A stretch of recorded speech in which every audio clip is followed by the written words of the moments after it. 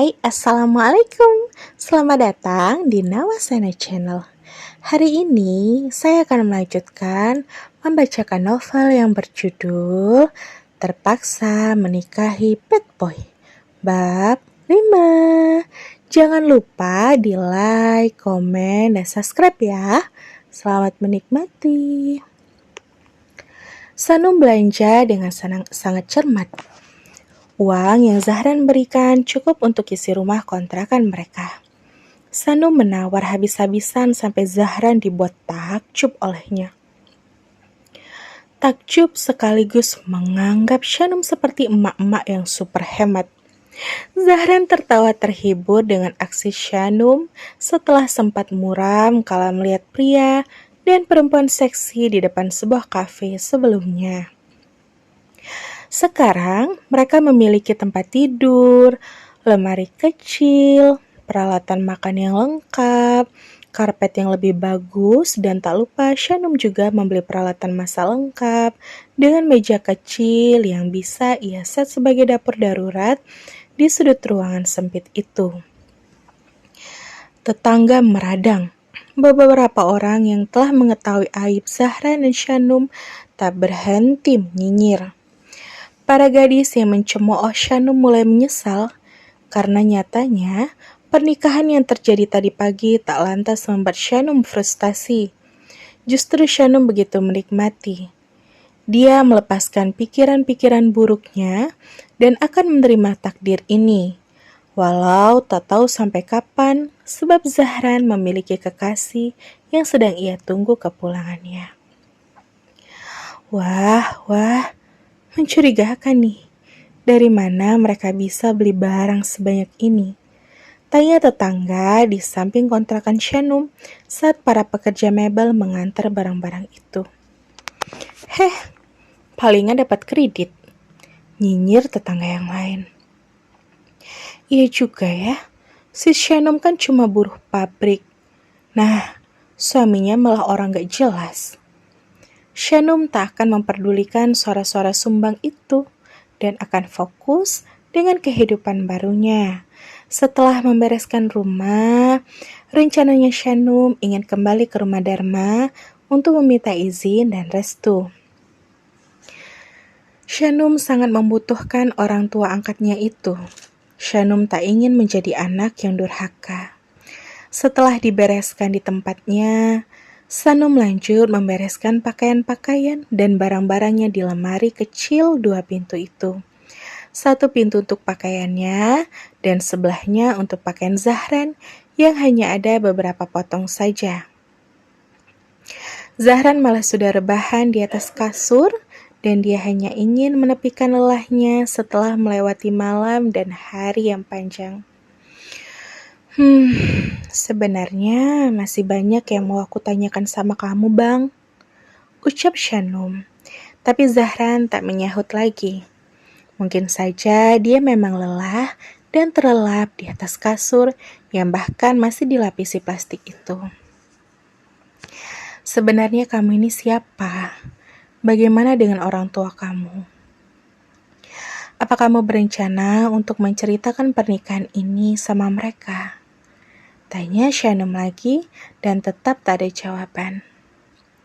Shanum menoleh dan dia mendapati suaminya memang telah terlelap kelelahan. Ya, malah tidur, dengusnya. Tapi kemudian Shanum menatap Zahran lambat-lambat. Beberapa detik lamanya. Garis wajah yang tegas, alis tebal yang presisi, hidung mancung, bibir tipis, dan tubuh tinggi tegap. Shanum terhanyut dan terus memperhatikan. Cakep, akuinya secara spontan. Kini Shanum tahu kalau Zahran memanglah tampan. Hanya saja kesan pertama yang buruk sempat membuat Shanum benci dan ilfil pada pemuda 24 tahun itu. Mereka terpaut usia 5 tahun karena Shanum masih 19 tahun. Tapi tetap saja, ini bukan pernikahan yang aku impikan. Gak ada gaun pengantin, gak ada undangan yang bisa aku sebar dengan bangga ke teman-teman. Gak ada restu dan pastinya gak ada cinta. Ungkap Shanum dan tanpa sadar, dia terus memperhatikan wajah Zahran. Sepertinya Shanum akan mudah jatuh cinta pada Zahran. Entah dengan Zahran, karena bagi Zahran pernikahan yang ia jalani dengan Shanum saat ini hanyalah sebuah kekonyolan. Hanya untuk menghindari amukan massa sekampung saja. Pria yang Zahran lihat siang tadi adalah Ilham Prayoga, papanya Zahran.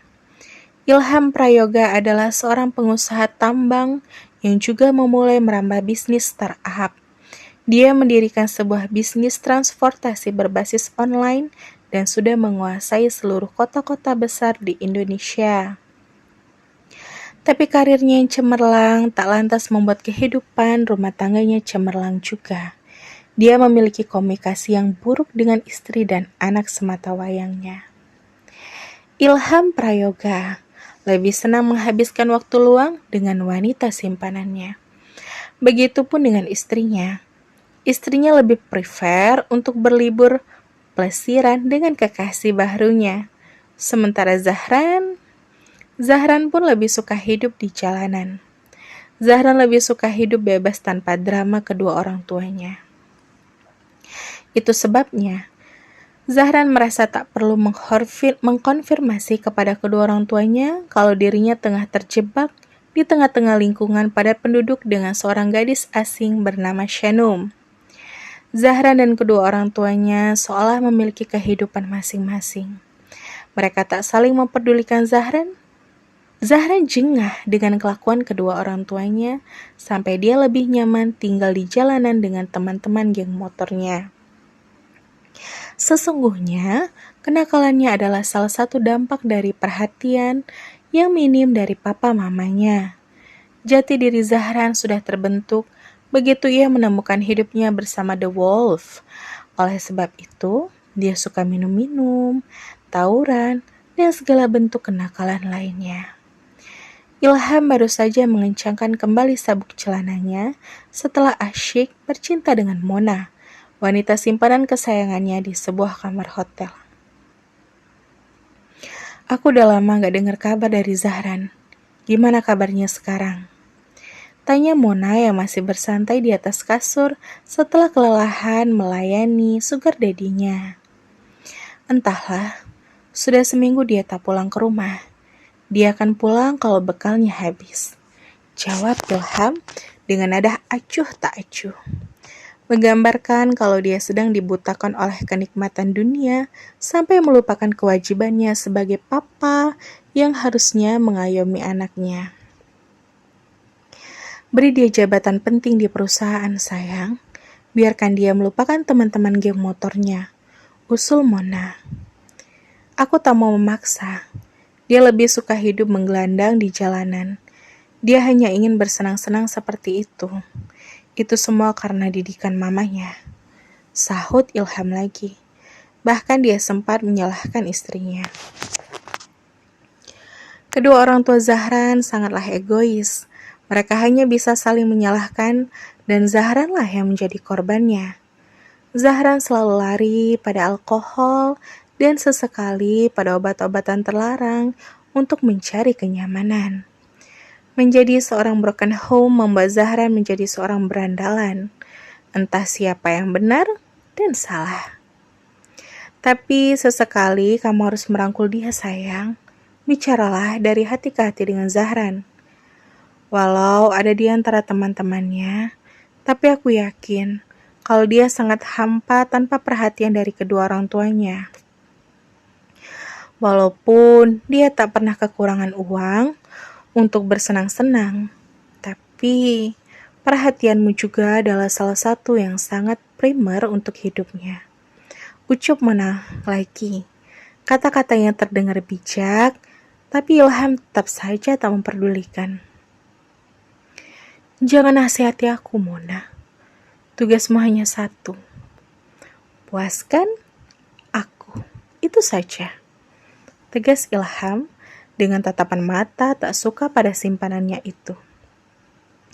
Mona pun tak melanjutkan topik pembicaraan itu.